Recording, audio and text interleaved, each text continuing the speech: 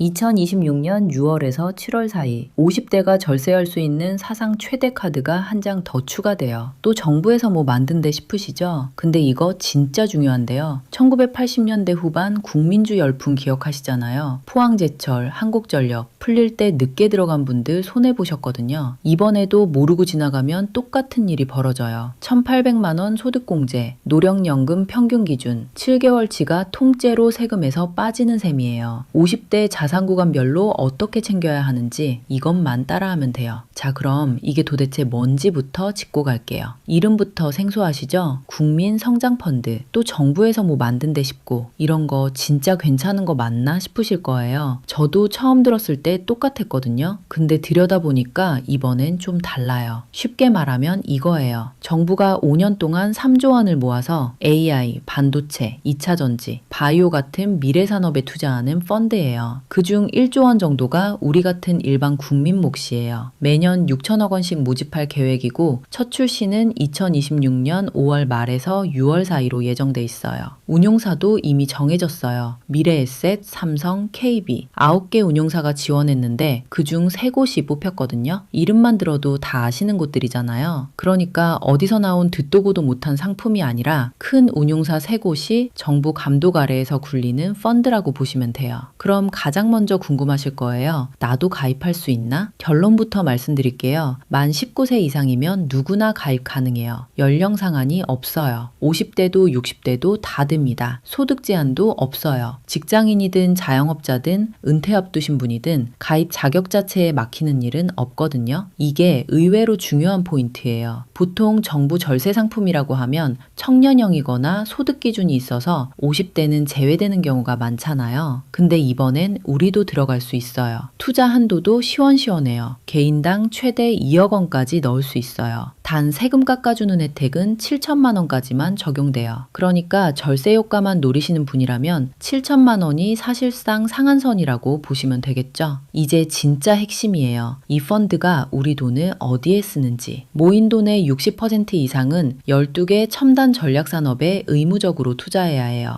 AI, 반도체, 2차전지, 수소, 미래차, 바이오, 백신, 로봇, 디스플레이, 방산. 우리나라가 앞으로 먹고 살 산업으로 정부가 콕 찍어둔 분야예요. 운용사가 마음대로 다른데 굴릴 수 없게 법으로 묶어둔 거죠. 그중 절반은 비상장 기업이나 코스닥 기술특례 상장사의 신규 자금으로 들어가요. 한마디로 미래산업 키우는데 우리 돈이 진짜로 쓰인다는 뜻이에요.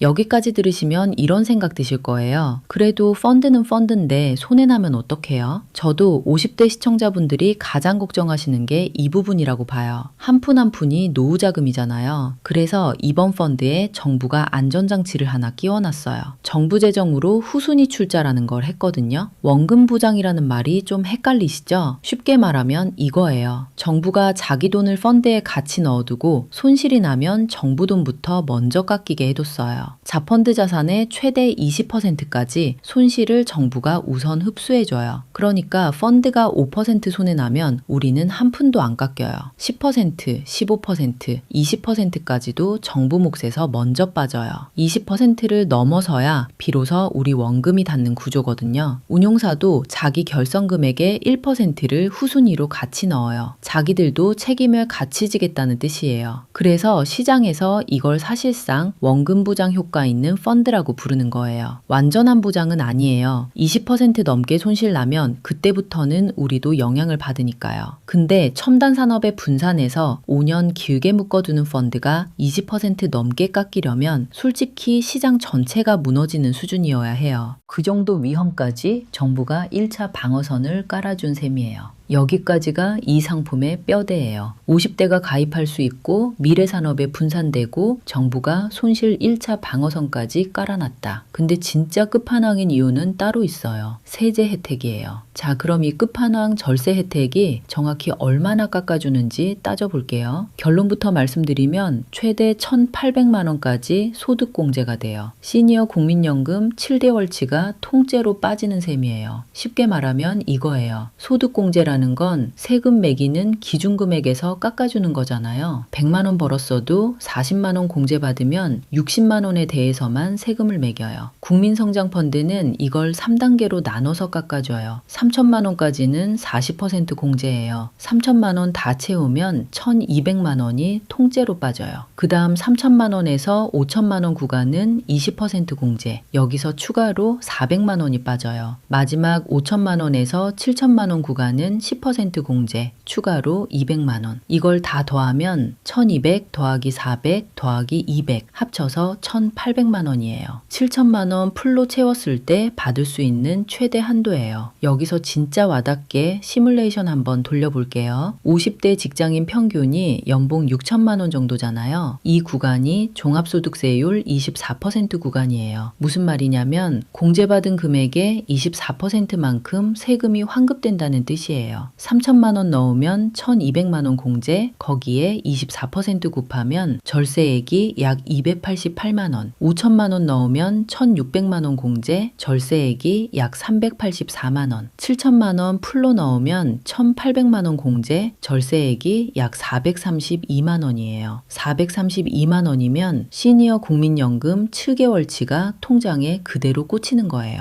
근데 이게 끝이 아니에요. 이거 진짜 중요한데요. 배당 받을 때 세금도 깎아줘요. 일반 펀드는 배당 나오면 15.4% 떼잖아요. 그런데 국민성장펀드는 9%만 떼요. 차이가 6%포인트나 돼요. 이게 1년 2번 받는다 치면 5년 누적되면 무시할 수 없어요. 다른 소득이랑 합산도 안 해요. 따로 떼고 끝이라 종합소득세 폭탄 맞을 걱정도 없어요. 여기서 많이들 물어보세요. 그럼 우리 부부가 둘 다 가입하면 1,800만 원 2명이니까 3,600만 원 공제되는 거예요? 네, 됩니다. 부부 각자 가입할 수 있어요. 두 분 다 소득이 있으면 각자 1,800만 원씩 공제받을 수 있는 거예요. 한 가구 절세액만 800만 원 넘게 잡혀요. 이거 안 챙기면 손해죠. 다만 한 가지 꼭 기억하셔야 할 게 있어요. 이 절세 혜택을 받으려면 3년은 무조건 들고 있어야 해요. 중간에 빼면 받았던 세금 다시 토해내야 돼요. 감면세액 추징이라고 하는데 쉽게 말하면 깎아준 거 도로 가져간다는 뜻이에요. 그러니까 3년 안에 쓸 돈은 절대 넣으면 안 돼요. 이거 진짜 명심하셔야 해요. 근데 자산 규모가 다르면 전략도 달라야 하잖아요. 1억 미만인 분이 7천만 원 넣을 수도 없는 노릇이고 3억 이상 가지신 분이 1,000만 원만 넣으면 아쉽고요. 50대 자산 구간별로 어떻게 챙기는 게 정답인지 이제 정리해 드릴게요. 본인이 어디에 해당하는지 들으시면서 체크해 보세요. 먼저 첫 번째, 자산 1억 미만이신 분들이에요. 이 구간이시면 절대 무리하지 마세요. 1억도 안 모았는데 5년 묶이는데 한꺼번에 큰돈 넣으시면 진짜 큰일 나요. 이 구간에서는 일단 기존에 있는 ISA부터 채우시는 게 우선이에요. 서민형 ISA 비과세 한도가 1,000만 원까지 늘어나는 추진안도 나와 있고 여기에 연금저축이랑 IRP 합쳐서 연 900만 원까지 세액공제 챙기실 수 있어요. 50대부터는 한도가 합쳐서 900만 원이거든요. 이것만 채워도 충분한 절세거든요. 그래도 여유자금이 좀 있다 싶으시면 국민성장펀드는 1,000만 원 정도 맛보기로만 들어가세요. 1,000만 원 넣으면 40% 구간이라 400만 원 공제, 24% 세율 기준으로 96만 원 정도 환급돼요. 큰 돈은 아니지만 5년 묶여도 부담 안 되는 선이라 이게 딱 적당해요. 두 번째, 자산 1억에서 3억 사이.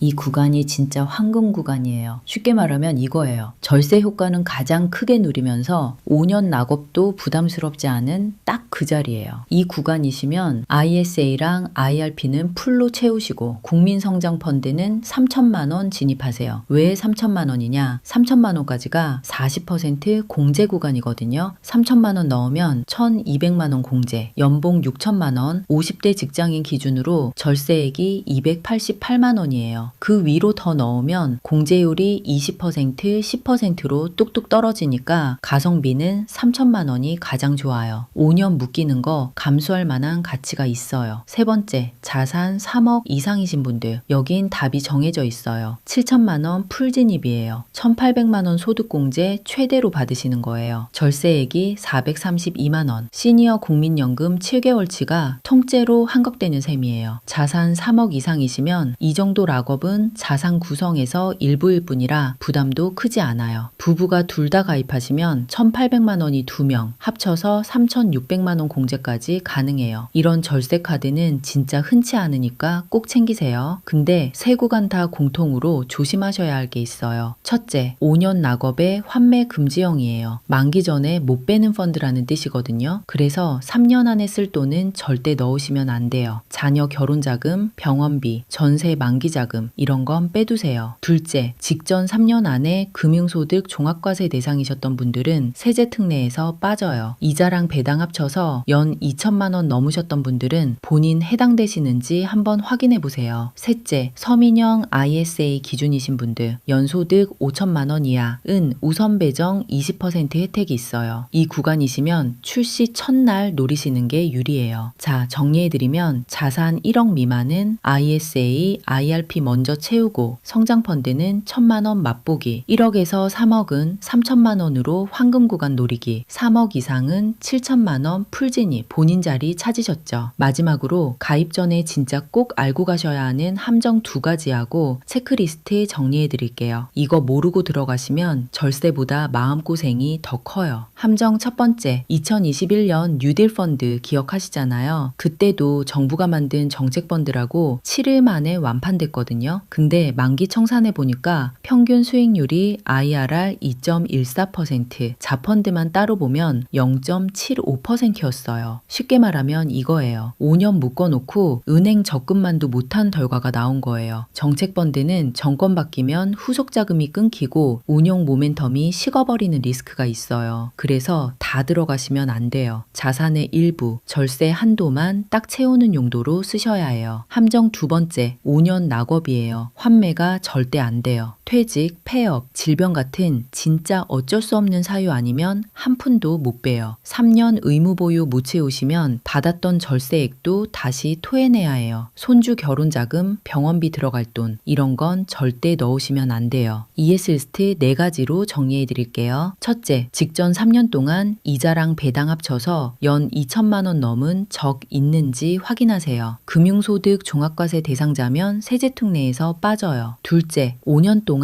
안 써둬도 되는 돈인지 통장 들여다보고 결정하세요. 셋째, 운용사는 미래에셋, 삼성, KB 세 곳 중에 하나 고르시면 돼요. 넷째, 출시되자마자 바로 가입하세요. 서민형 ISA 기준 되시면 우선 배정 20% 노릴 수 있어요. 오늘은 이것만 기억해봐요. 50대 자산 1억에서 3억이면 3천만 원, 3억 이상이면 7천만 원. 6월 출시 전에 ISA랑 IRP부터 미리 채워두시고요. 출시되면 바로 가입하세요. 부모님, 시부모님 챙길 분 다 챙기시고요. 이거 진짜 중요한데요.